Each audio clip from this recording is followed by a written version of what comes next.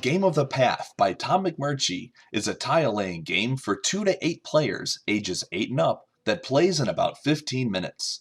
The object is simple. Guide your dragonstone along the path you create. You're not trying to go from one side of the board to the other. You simply want to stay on the board. The last player standing wins.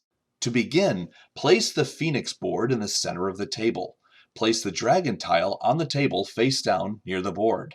Shuffle the remaining 35 path tiles, then place the stack of path tiles face down on top of the dragon tile. Deal 3 tiles from the stack to each player. Players are free to look at their hand of tiles. Starting with the oldest player and continuing clockwise, each player chooses a dragonstone and places it on one of the hash marks on the edge of the board as their starting point. Now, players take turns consisting of 3 parts. First, play a path tile. The tile can be oriented in any direction, but it must be placed on the open square ahead of your dragonstone, extending your own path. Once a tile is played, it cannot be moved for the rest of the game.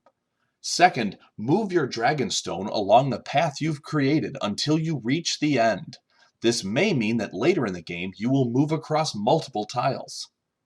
Third, draw a new path tile so you have 3 in your hand. If you place a tile that extends both your path and the paths of other players, then you all must move to the ends of your respective paths.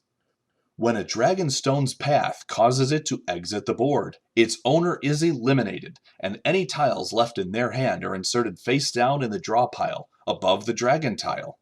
You may not place a tile that will cause your own elimination unless you have no other choice. Should 2 dragonstones collide, both players are eliminated. If a player pulls the dragon tile, they deplete the draw pile.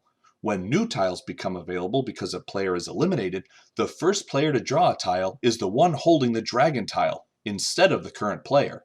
The dragon tile is then returned to the bottom of the draw pile when a new path tile is drawn.